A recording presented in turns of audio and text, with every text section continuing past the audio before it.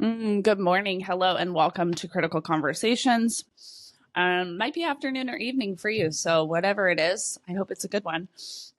Today, I thought it would be really, really fun to just do kind of a rundown of the who, what, where, when, why, who I coach, why I coach, what the people are coming to me for coaching around.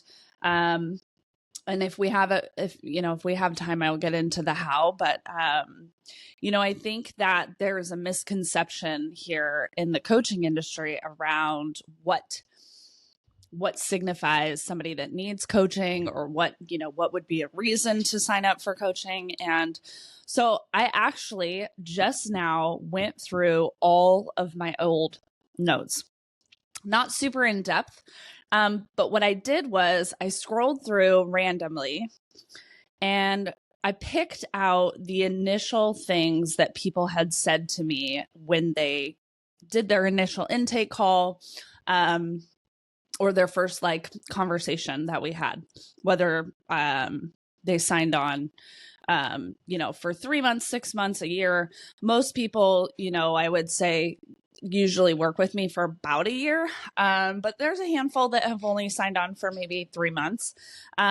But out of that, you guys, I have had 87 people in my orbit.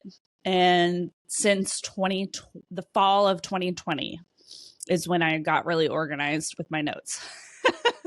So since the fall of 2020, I have worked with 87 people. And again, some of them were only for a 3-month contract. Right now, I don't even have people sign a contract. I kind of, the coaching industry is such an interesting space because there's all these you should have people sign a contract and make them commit to paying a payment for 6 months or whatever. But I did that. I played around with it. And I think this is what makes me unique in the industry and what I appreciate about the way that I run my business. I don't want you to be locked in on something if it doesn't feel good for you. And so I was like, why the fuck am I gonna tell somebody, oh, you have to sign this contract and you have to pay me for the full 3 months, no matter if we work together or not? That juju, that vibe does not fucking feel good. So I stopped doing the contracts, and I basically am just if one call makes you feel amazing, amazing. If it's 3, amazing. If it's 6, amazing. 12, fucking fantastic. You're going to have the most impact, because the thing is about coaching, and I think a lot of people who've gone to counseling, and I'll go over that difference as well briefly. But I think a lot of people who have had either coaching or counseling or some sort of personal development, maybe you've gone to a retreat, it's super, super epic. Your first few calls or your first initial experience, epic. But then what happens is over time you lose the ability to sustain the things that you may have learned or implemented or practice, because we often are, it's easy to fall backwards. It's easy to go back into old habits. So I think a lot of people who have stayed with me for a longer period of time, some even 2 years, I think my longest running maybe 3 years. But I think and at that point I was like, girl, you need to stop paying me. You're good. You got this. Fly your fucking wings. But my point is that it's really hard to sustain change if you aren't really determined. And a lot of people need that accountability. So a lot of coaching is accountability. It's that initial call is okay, I'm going to do it. You hang up, you have all these things that we've talked about. And then, you're going to be I'm going to go home. Sorry, I'm just checking my mic here really quick. It says on. For those of you who've been around, I have total fear now. But for those people, it's it's hard. They need the accountability. So that first call, you feel really good. you're like, oh my God, this is going to be amazing. And then it's like life starts happening and you're like, I'm going to play with this because I had this conversation with Karissa and I don't want to disappoint Karissa. I think Ashley and I talked about this a little bit. She kind of has the same experience with her clients when they're working on their financial, behaviors, like buying habits. And so it's like that first one, you are accountable to me. The next time you're like, ooh, that felt good. The third or fourth time you're like, man, I'm going to be accountable to myself. But then it's like 6 months from there, life gets really challenging and you can forget. So I think the clients and the people who stick with it and do some like serious, either 3 months or 6 months or beyond, they really are the ones that are out in the world, a different human all the time. And they don't just have like these moments or these bursts of feeling better, but their life actually transformed enough to where they're a completely different human being. And that's feedback that I've gotten from clients is, I'm a completely different person because of this work. So let me tell you really briefly what the difference between counseling and coaching is. So counseling is, I'm going to describe this in like my terms. There's probably like a legitimate definition somewhere, but, counseling is all about healing. It really is about dissecting what happened to you. And it's getting you to like process all that trauma and whatever it is and be okay with like the present moment. So it's like kind of like looking back to like here and now, right? Like to this present moment. Some counselors, not all, but some counselors do work in that forward motion, which is essentially what coaching is. It's saying, here I am today.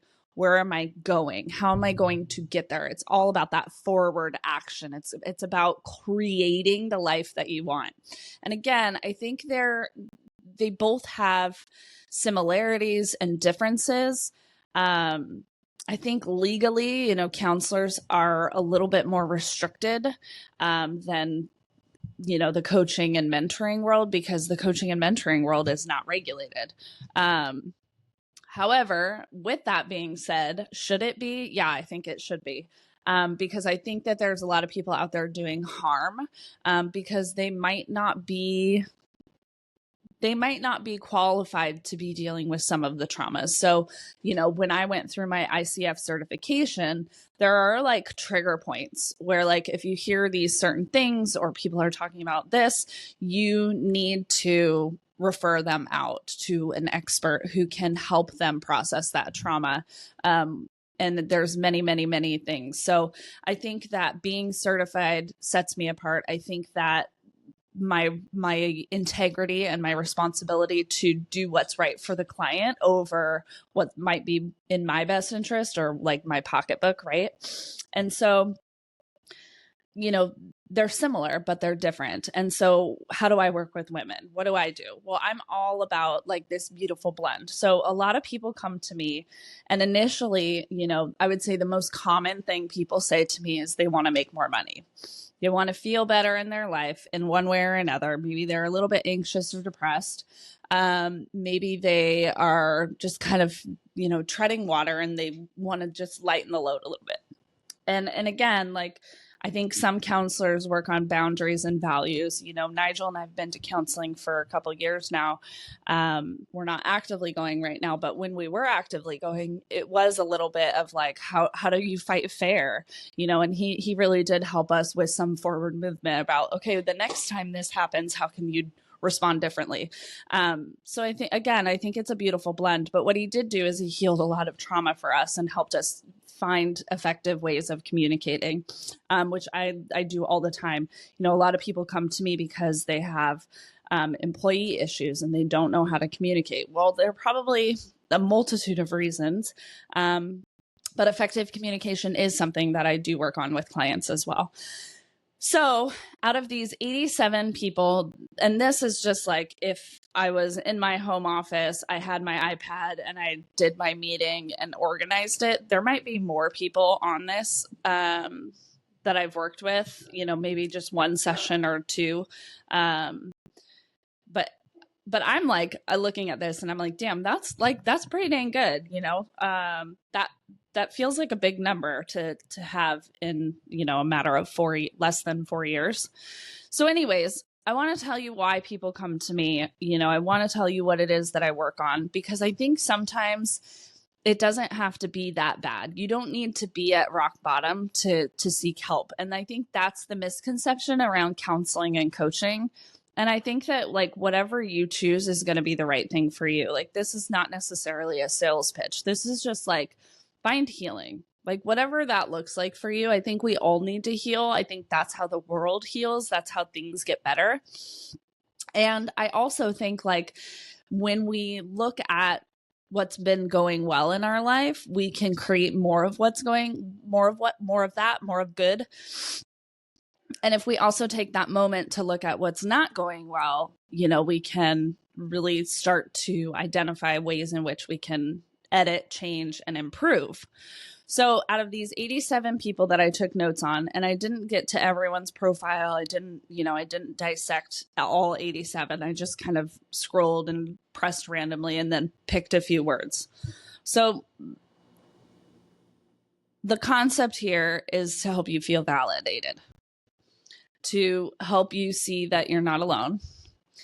And hopefully, if you're feeling like you want it to get better, you reach out to somebody who you believe can support you. And that's the thing. I know I'm not the coach for everyone. There's a lot of beautiful humans out there who can do amazing work. And I fully support all of them if they're doing it responsibly and ethically, and they're, you know, being accountable to the best interest of the client. I think one of my favorite things that I ever got feedback around when I was going through my certification was two things. It's always about the person right in front of you, not about your future. So you have to be in a good enough spot as a coach to give that person your undivided attention. And I've had it happen at events where maybe there's, you know, a bunch of signups, but only one person shows up. I treat that person like they're the most important thing in the entire world. It's not about me. It's not about my disappointment of who didn't come or whatever. It's about making the people right in front of you feel like they are the only thing that matters in your world. And I think that that is key.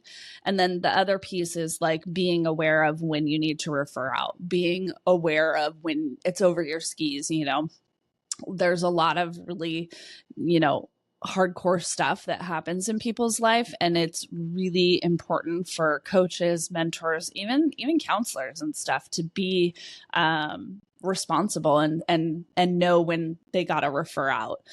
So people come to me, they come in my DMs, they text me, they call me, I'm out at, you know, the restaurant for dinner or whatever. And they want to know, what do I coach? Out of 87 women, here's what I pulled out this morning. They're tired. They lost their footing. They feel like they're treading water. They need help on their mindset. They need healing. They're having really hardcore anxiety and overwhelm. They need to detox. They need to return to themselves. They want freedom. They're living in guilt and shame. The grass is always greener. That's a big one. Grass is always greener. Big judgment, lots of judgment work. Their head and heart connection. They want to slow down, chill out. They go from one extreme to the next and they're exhausted. They don't feel worthy. They want to grow their business. They feel overwhelmed. They need help hiring and firing. They want to learn more about social media and social media marketing. They want to learn about branding. They want to be more positive. They want to find balance. Self-care. This one was really interesting to me. So on a lot of the ones that I was reading, self-care was on there a lot. And I wrote, as I was like, I'm like, what is that? And I think it's funny because I don't know what comes up for you guys when I say self-care, but when I say self-care, I'm like, what does that mean? Right? Like, I just get immediately curious because self-care can mean so many different things for so many different people. And I know that I talk about this so fucking much with clients because I think there's like this perception of what self-care is supposed to be, like a spa day where you spend thousands of dollars and you get all these luxurious treatments. And the funny thing is like when you get more curious with your clients, and this is what I do, you kind of like probe and you dig in there. Most people's self-care is like a good book, a long hot bath, binge watching a Netflix show, like a night in a hotel by themselves. I cannot tell you how many moms are like, I just want a night of like a big, beautiful hotel bed, room service, and like by myself. And a lot of them want to watch Netflix. A lot of them want to just take a bath and read a book. A lot of them just want to sit there in silence too. So self-care, they don't know what it is. They got to figure it out for themselves. And then it's like they need the permission and the accountability to make it happen. Time management is a huge one. When I was working with AB Coached, she came up with a intuitive schedule kind of like thing. So obviously I can share some of that with my clients. But, you know, intuitive scheduling is all about following the flow of what feels good for you. So time management, negative self-talk, that's a big one. Fear of failure. They're afraid to try something. So a lot of new entrepreneurs are new, you know, they want to create a new relationship or blah, blah, blah. Fear of failure. Did I already say that? I think I did. Victim mode. They're living in victim mode. They want to work on love. They want to manifest a relationship, which I say manifest loosely. You know, the thing that is so interesting about relationships is definitely something we can talk about on another podcast episode. But they want to work on their partnership. They're going through divorce. That's always a tough one. And I'm so fucking proud of the women who've come to me and been like, can you just like be with me because everyone else doesn't get it, right? Like, I think sometimes it's hard because you're like, I can think of this one client who was getting a divorce and she was like, I can't talk to my mom because she just is sad for me. I can't talk to my best friend because she only knew me as a married person to my husband and she doesn't get it. Like, not all divorce is bad. Sometimes it's just like, we don't love each other anymore. And like, we both deserve to be happy. And it's super amicable, which is what this one was. She was like, I don't want to like, you know, I just need a safe, she was like, I just need a safe space where I can like figure out who I am now and not have anyone feeling bad for me because I'm like, you know, 50 years old getting a divorce. So anyway, super interesting. So sometimes, you know, coaching is just like, I'm the only person who knows all your nitty gritty, dirty secrets. And like, we get to create the best life that you want to live because you're being vulnerable and you're willing to share. I'd say vulnerability is like key. If you go into counseling or coaching with anyone, the more vulnerable you can be, the better results you're going to get. They're feeling unfulfilled. They want to exit strategy. One of my newer clients is like, I got to get out of doing what I'm doing. And they want to exit strategy. So many people come to me and they're like, I have ADD or ADHD. I can't focus. And they're like, I'm undiagnosed. And they're like, it's kind of like that first call. You're a little bit like, whoa, take a deep breath and calm down.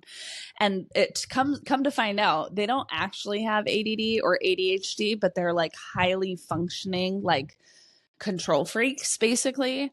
And so it's all about breaking down this hustle mentality, this hustle culture, and helping them like regulate their nervous system so that they are okay with a little bit less in their day. And like getting, like, these are the people who we work on, like being okay being in quiet, being okay like finding like, you know, silence and being okay in silence, being okay like not having a booked out calendar, can't focus. A lot of people come to me for debt. 30K, 40K, and 80K were the numbers I took down. I know there's more than that in there, but people have come to me for debt. Most of them get out of it by the time we end our time together. I love talking about that, by the way. Something very near and dear to my heart. A lot of people come because they're depressed. They don't know why. We get to uncover all of that. They want work-life balance. A lot of people for work-life balance, time management. A lot of people come and they're emotionally unregulated and they just are like, I don't know why. And I will say some of these people I refer out to get lab work and like work with either a doctor or a naturopath or somebody who can support their hormones, because a lot of hormones are at play, I think, in different phases of life. This particular person I remember was a postpartum person, and she just felt like over her skis being a new mom, but she also had some serious hormone imbalance. But it was awesome to work with her because we got to work with her for a few months, and I got to really help her set up what it was that she wanted to do, how she wanted to raise her family. And that was so fun to be part of. Like, I have this new being in my world that I'm responsible for. Can you help me figure out the best path to take care of that person and myself, and like, you know, drown out the noise, because there's so much noise. Parenting is like not for the faint of heart because there's a lot of judgment in that whole world. So emotions and reactivity, they want to be more centered. They know that they have like a lack or fear mindset. People come to me, I don't love my job. I want to do more, but I'm not sure what I want to do. And then I've had a handful of, you know, grief and death, you know, loss of parents, loss of friends. And those are the things that I wrote down today, you know, that I wanted to share. So I think that, you know, there have also been people who are just like, I want to create something more, and I don't know what that looks like, and I don't know where to start. Can you help me? Yes, of course. So, you know, I think that choosing yourself, which is kind of the whole theme for me, and it's kind of like my tagline in this business, is choose you. And it's because like whatever words resonate or whatever comes up for you, whatever, you know, you're like, oh yeah, me too. How are you choosing yourself to get over that, to be bigger than that? And I think that's the hard part to realize, is like, shit doesn't have to be bad. Like, you don't have to be getting a divorce. You don't have to be like on your deathbed to get help. Like, you can just be like, not every day feels fucking awesome. Why? I can't figure it out. I'm going to like hire somebody to help me figure it out because I want to live better. Like that's as simple as it can be. And I think, you know, the coaching world has been around for a long time. And yes, it's, you know, had this giant influx, you know, through COVID. But I think that you look at some of these larger corporations who have a full-time on staff coach, right? Like if anybody's ever watched Billions, that company has a full-time life coach in the building to work with their people, because there's value in people feeling heard and people feeling seen, but also beyond that, with people having the capacity to feel better. You know, there's more productivity when we feel better. Like, these are like simple things that we know. You're gonna perform better at work if you feel better, if you feel regulated, if you feel validated, if you feel like somebody has your back and you're heard. So I think that, you know, I got into coaching because I hit rock bottom, but I don't believe you have to be at rock bottom to get help, to choose yourself, to feel better.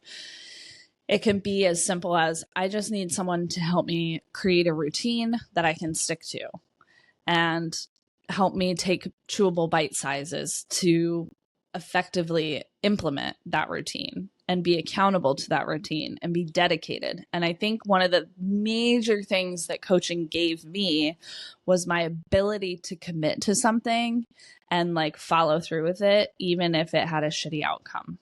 And That's old. That's a podcast episode in itself that I'll be happy to talk about another day. But there's been a couple things where I've been like, yep, I said that and I gotta like stick to it and I'm gonna bite the bullet and it fucking hurts. But I'm going to be accountable to what I say, you know, always doing my best, living in that integrity piece. You know, if I say it, I'm going to do it. And I think the thing is this version of me is the most dedicated to choosing myself, to choosing how I'm going to take care of myself, which is why I'm going to end this podcast episode, because I have a chiropractor appointment here in 20 minutes and I got to go get in my car and choose myself and take care of myself. Do I want to keep going and get to a 30-minute episode? Abso-fucking-lutely. But I don't want to be late. So I got to choose myself. And I think this is like a dumb example, but like the point is like, I've never been more committed to being really clear in the direction I'm going and committed and determined and stayed on the path that I created for myself through my own coaching and my own personal development journey. So if you are new to personal development, the two books I would turn you towards right now are going to be The 4 Agreements by Don Miguel or The Untethered Soul by Michael Singer. Those two books are like the first steps in all of this work, in my opinion. No matter what you're going through, those two are really going to set the stage. If you're curious about coaching, I'm always accepting new clients. You know, for the most part, like I'm not booked out right now, so I'm accepting new clients. I guess there have been times where I'm not accepting new clients, but right now is not one of them. So if you're interested in coaching, I do have one-on-one spots available.